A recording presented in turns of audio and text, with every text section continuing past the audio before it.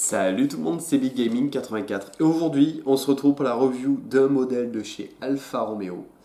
Il s'agit de l'Alfa Romeo Giulietta Sprint 1300 par nos rêves. Je vous laisse lire, donc Made in France. C'est un véhicule qui est au 143e et qui n'est pas numéroté de mémoire. Non, il n'est pas numéroté. Ils avaient la particularité d'être tout en plastique injecté. Donc plastique injecté avec des rivets en plastique, tout en plastique. En fait, c'est vraiment du plastique pur. Donc c'est des véhicules qui ne peuvent pas être restaurés du tout. Il faut les laisser tels qu'ils sont.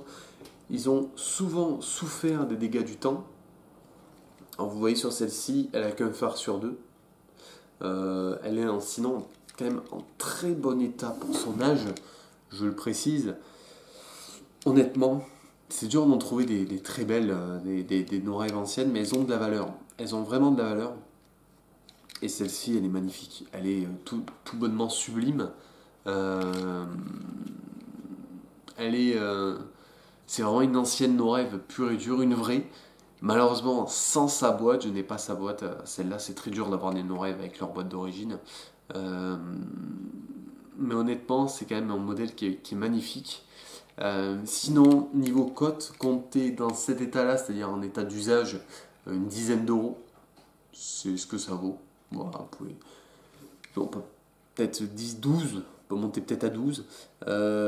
Sinon, en quasiment parfait état, vous pouvez compter jusqu'à 25-30 euros. Et en parfait état avec boîte, ça peut monter jusqu'à 60 euros. La cote est doublée quasiment, voire plus du double. C'est énorme. C'est vraiment énorme. C'est des véhicules qui sont recherchés, surtout avec leur boîte, car les boîtes sont très très rares. Il faut les trouver tout simplement. C'est le boulot, c'est le plus compliqué. Personnellement, j'en trouve très rarement. Et pour l'instant, j'ai pas la volonté de chercher plus de boîtes que ça. Et j'ai pas l'occasion surtout d'en trouver. Que vous dire après d'autres sur ce modèle? Donc c'est un modèle tout plastique, pas du tout de métal, sauf pour les axes de roue. Voilà, sinon il n'y a pas du tout de métal sur cette voiture. Le pare-brise est en plastique transparent, la caisse en plastique injecté qui est assez fragile, qui craint l'humidité et la chaleur, donc protégez-les bien ces voitures, c'est très très important.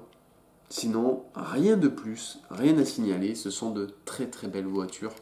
Honnêtement, il faut l'avoir dans une collection.